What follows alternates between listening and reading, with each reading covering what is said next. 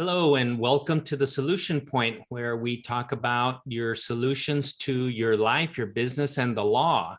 And if you like what you've been seeing on this channel, go ahead and click the like and subscribe button, hit the little bell to remind you when we post new content. So go ahead and get that done. And before we move forward, let me introduce my co-host, Catalina Dickerson. Hi, everybody. Great to be taping. We took a little break, but you won't notice it in YouTube world. So you just keep watching the videos, and of course share also. And we'd love for you to subscribe and share that subscription with others. And we're excited to have our guest today, Sandra Alaniz, who is a fantastic person, also a fellow chamber board member with me with the Laredo Chamber of Commerce. So chamber proud, good to see you. She's a real estate broker with Remax here locally in Laredo, Texas. And we're very pleased to have her join us and share a little bit about a solution to a problem that she's discovered in her world. So without further ado, Sandra Alaniz. Sandra, Hello. go ahead and tell us a little bit about yourself, and then I'll ask you about the problem that we're seeing in today's market, and then you can share the solution with us. Very good.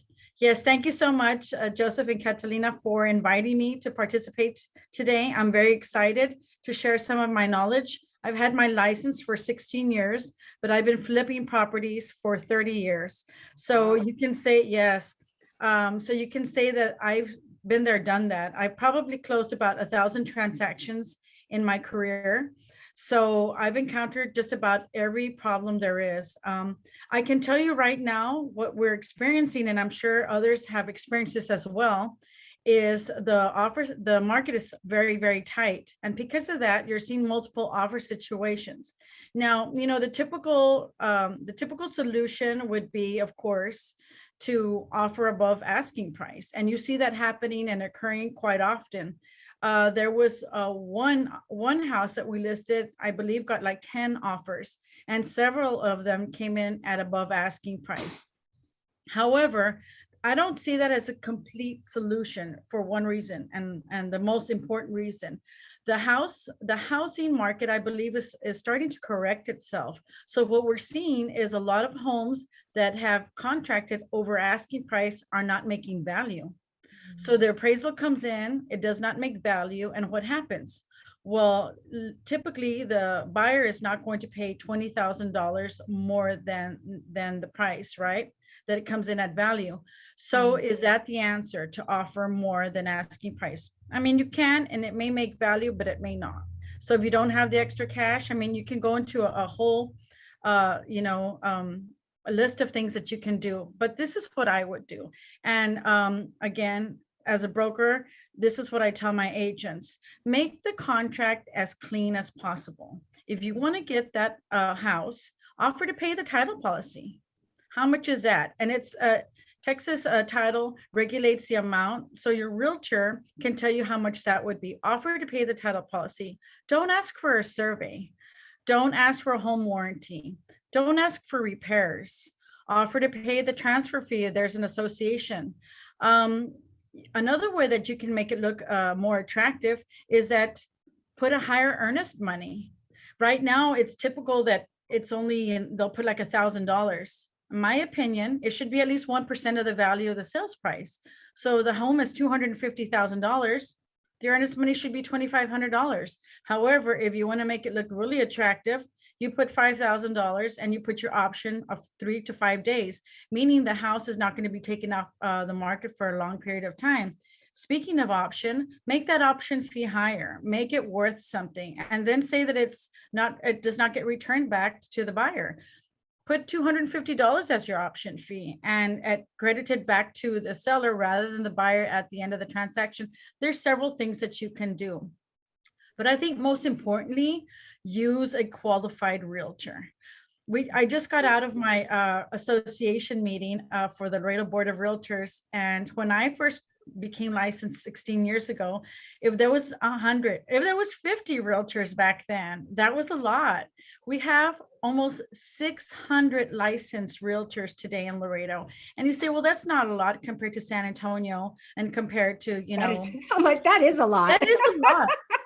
Because there's not enough homes. I mean, the National Association of Realtors are saying that there's more realtors in the country than there are homes for sale. So use someone that's qualified, that knows what they're doing, and also use a mortgage lender that knows what they're doing. Me as a licensed, seasoned realtor, when I get it, if I get multiple offers, I'm looking at what agent is delivering that offer. I'm looking at what mortgage company is delivering that offer. And then I'm counseling my clients and telling them, well, this person has been licensed 15 years, or rather than this person's only been licensed 2 months. So we don't know what the results are going to be with a new agent. However, I can tell you that my new agents, and I'm not going to, put them down, my new agents, everything they do, I watch, all their contracts, their negotiations, everything runs through me as a broker. So I can tell you that they are very well qualified, but there's some brokers that don't pay attention to their agents. So they don't really know what they're doing. And to plus one on that, I've always thought that it's very important to use a qualified agent. And you may have, like you said, there may be one contract from a 15-year veteran and one from a 2-month veteran, or somebody with just 2 months experience. But you also know that this guy that's been around for 15 years, he'll sell a house to make his budget, and then he goes to sleep until he gets hungry again and needs to get another one. So they're different.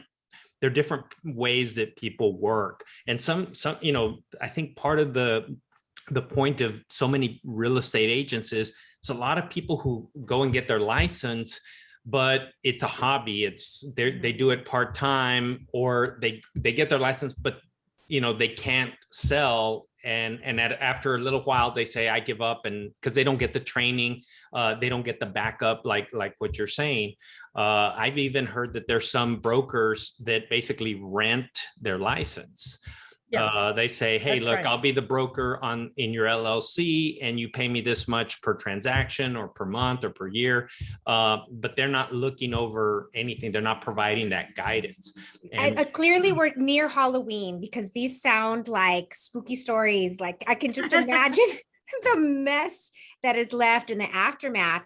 If you don't mind, I'd like to rewind a little bit about one of the first points that you make, and talking about, hey, just the easy solution, or what's perceived to be easy, is like, just offer above asking price. And I can't help but think about, I'm trying to figure out a way to make a parallel, but like, I'm thinking of my civic duty, right? Like my duty to my country, and your duty to your fellow citizens who are also trying to maybe also get a house. That pattern and that habit of, just over asking price, and this influx of other folks coming in from Texas, where it doesn't make as much as an impact as far as maybe those here regionally or locally, right? And it's important to keep in mind, I can imagine that, let's think about other solutions. Like you mentioned, making the contract as clean as possible, making other offers that can be, equate with money, instead of just raising that price. Because sure, it seems like easy. It seems like junk food, really, to me. It's just something that, over time, with enough consistency and length, is going to be bad for, the whole environment, right?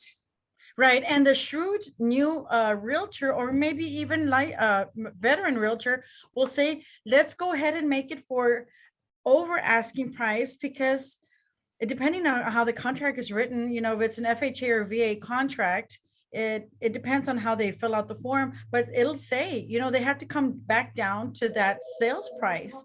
So they'll say, well, let's do it. It's going to come down anyway. And so in the end, they're giving you false hopes to the seller.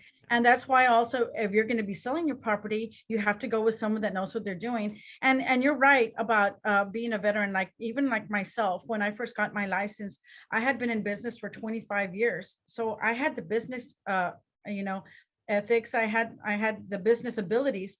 And I approached everything as a business decision, rather than an emotional one. So you have to remove that emotion out of it, and putting so much value on your property as a seller and potentially as a buyer, as to your full life being there. You have to have your plan A and your plan B, because right now you can't just fall in love with something because it may not happen as well. And then the other thing is you make money when you buy, not when you sell. So if you're buying at top dollar, then you at some point that property is going to get sold, whether you sell it because you move, you downsize or whatever, or your kids are going to sell it. And if you've paid too much, you may not have enough runway to make up for it, because everybody says that real estate is always going up.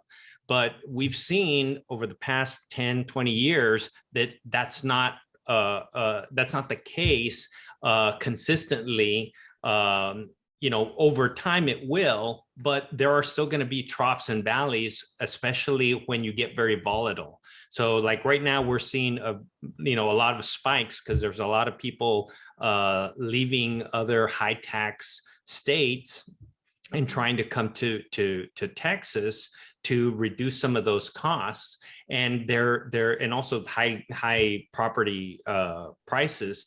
And so they're coming in here and thinking they're getting a deal, and but the prices relative to the market. So if you pay the top dollar in Texas compared to California, and you think you're getting a deal, well, that property's not in California. It's not going to be worth the same amount next week. Right now the prices are kind of crazy, but at some point it's going to turn around, and I think we're starting to see some of that change. So I think a good realtor, good professional is going to help guide their clients in hey, don't fall in love with this property, because you don't want to buy something that then bankrupts you, or means that you have to live your lifestyle differently. You can't go out to eat. You can't go out to eat every weekend like you used to, because now you got a house payment. But it all comes back to also the ethics of the agent, because some see customers or clients merely as, like you said, making money.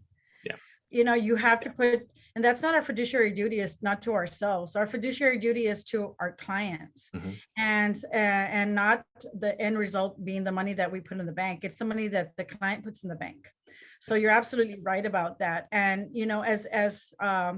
as ethical agents, we have to tell the clients right now, and I've told a couple of clients recently, it doesn't look like you're ready to buy, because you're going to pay top dollar and you're going to move in 2 years, and you're not going to be able to sell that house potentially for that top dollar price. You're going to be, under. Right. So maybe you should wait. And I've told that to a lot of people. And ethics, as you mentioned, you have to have vision. It's, that's where you take the combination of your experience and are able to see past the horizon, past their emotions. You're like clearing the curtain, because they're blinded by their own, excitement and emotions. But it's so true that where do they see themselves? Is this your forever home? If it's not, then come in with a strategy, right? Exactly. And if you have that mindset, and I tell the agents, never chase the money, you chase the referral, because money comes with referral and volume. And so my belief is that you treat people the way you want to be treated, in the end, it always comes back positive to you.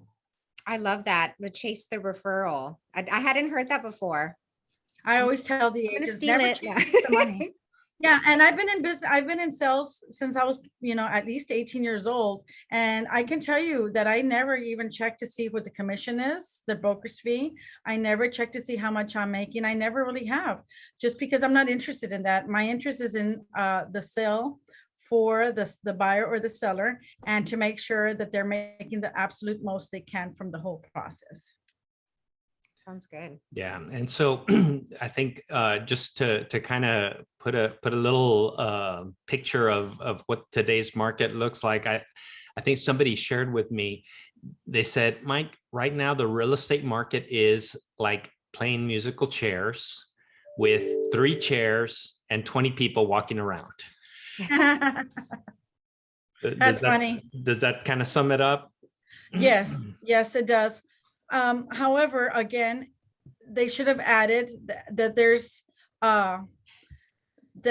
like 12 DJs trying to get the gig.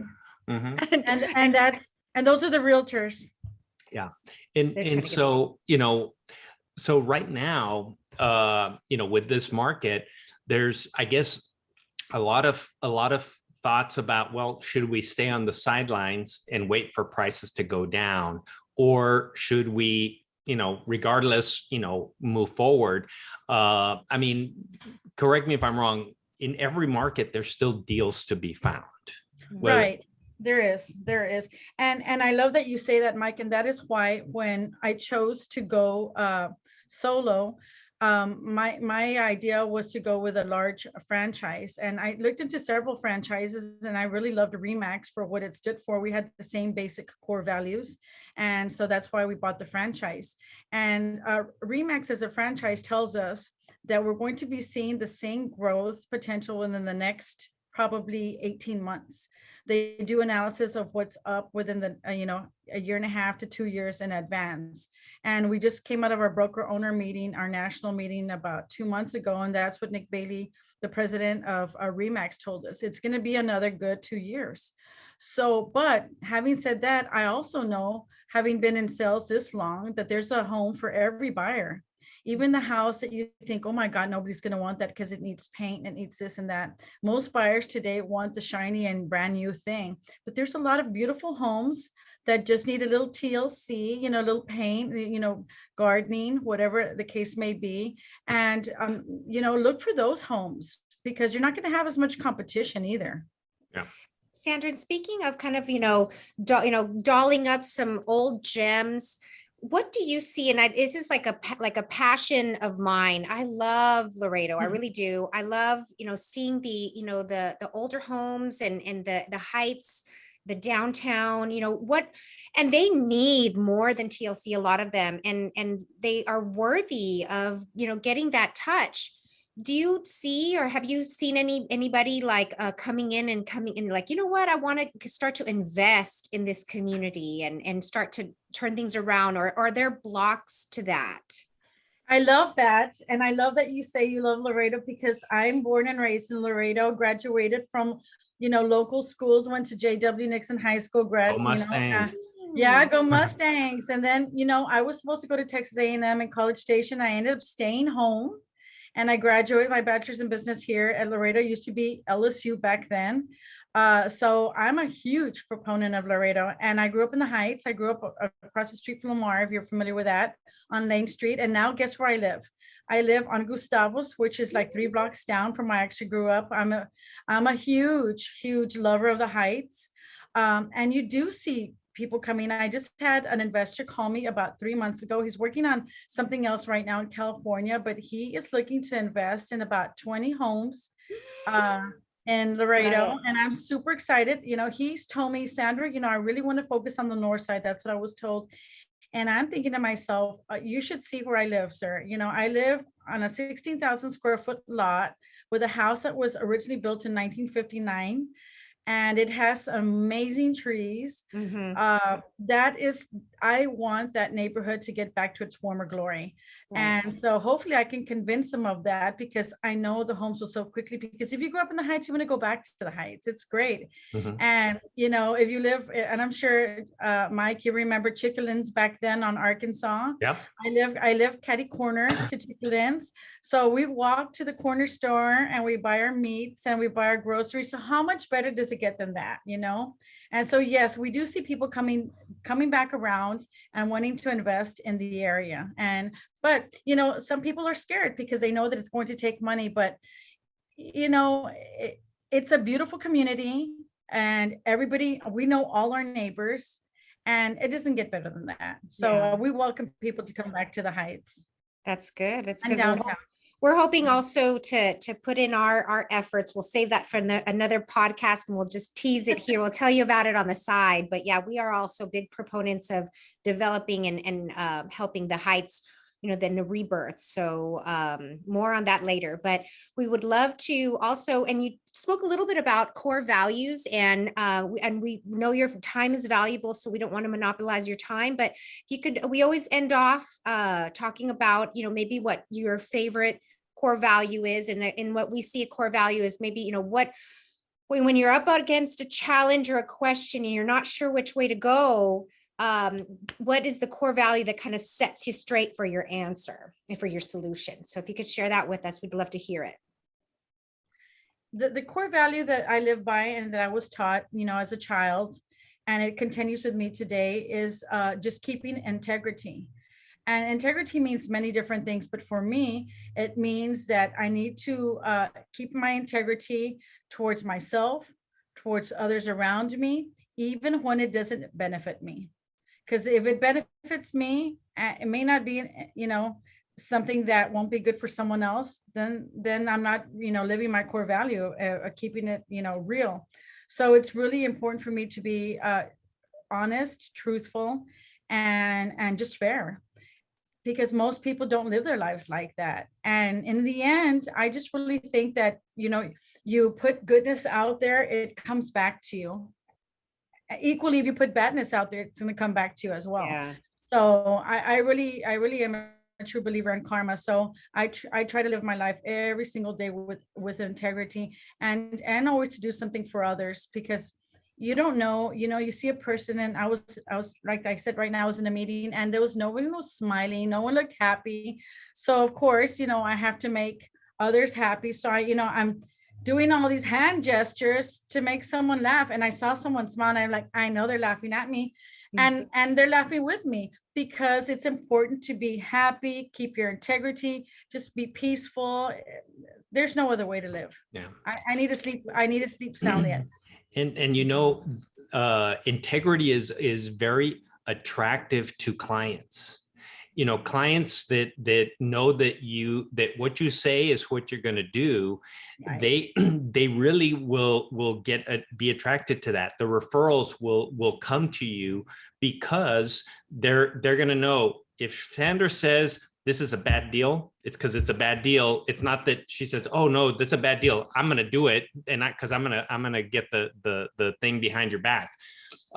It's, hey, if it's not a good deal, I'm going to tell you, and I'm going to tell you why. And if it is a good deal, I'm going to tell you, you should go for it, and this is why, regardless of whether I'm getting a commission or how much my commission is, because ultimately the more sales that you make, because you make people happy, you help people get the property they want, they're going to tell their friends, and they're going to tell their friends, and they're going to tell their friends. Likewise. Exactly. Yeah. And the experience I've seen is, every person who has a bad experience will tell 10 other people that they had a bad experience. That's right. Every person who has a good experience might tell one person that they had a good experience. That's why all the news is always so horrible, because it sells. But that one person tells that other person, that person then tells another person, and it grows slower. But you've got to make sure you're not creating those 10 people that are speaking negatively about you. So exactly, definitely. exactly. And just really quick, I had many years ago, I had a situation where I listed a property. I personally don't like to work as an intermediary. Back then I wasn't a broker, just because I don't want to have anyone question my integrity and say that I'm not representing either party well. But in this case, it just happened to be, the situation where I also had the buyer. The seller stopped paying the mortgage and didn't tell me. It was probably 90 days that it took to close. It took forever to close. I can't remember why. It was so many years ago. I chose to take zero money from the sale, because if we hadn't done that, that money had to be applied to the mortgage, because if not, the buyer would not get their property. Yeah. And do I know that the buyer, I told the buyer this as well. I wanted them to be aware of the situation. And not because I wanted any thanks, but because I wanted them to know that I was a person of integrity. Yeah. And do I know whether they sent me clients or not? Maybe they did, maybe they didn't. Does it matter? No, it doesn't. Because in my head, in my heart, I know I did what was right to make the situation right for everyone. Now, was I upset that the seller did that? Of course. Not because of the money, but because they did not hold their end of the bargain to be. They didn't have integrity either. Yes. And I choose to surround myself with people of the same mindset, people with integrity, and all my agents have the same mindset as well. So again, you have to look at the big picture. What agency are you working with? What realtor are you working with? And what are they looking at, their bottom dollar or yours? Yeah. Right. Yeah. Well, Sandra, thank you very much for your time. I think you've given us a lot of good information on how to treat a seller's market if you're a buyer, and how to set yourself up. And you've given us, another reminder of the importance of integrity as a core value in our decision making. If somebody wants to reach out to you, to hire you, to get your services or get more information from you, where can they reach you? Two easy ways. You can call me at 956-206-4508. And even if it's just for a question, call me. I have no issue. Every conversation is good. Or you can email me at Sandra Alaniz at Remax.Net. Plus, I don't know if you all know, but my husband and I have invested as well in a mortgage company. But we are also doing mortgages. We're doing refinances. And right now, what's very popular is a reverse mortgage. Believe it or not, for older folks that are looking for some additional income. So if you have any questions on that, please, I'll be more than happy to help you as well. Well, that's good to know. And maybe we'll invite you back to talk about the reverse mortgages and the problem that solves. Oh, dear God. Yes, please. You can bring your husband, and it'll be like, we'll have four on the screen, and it'll be awesome.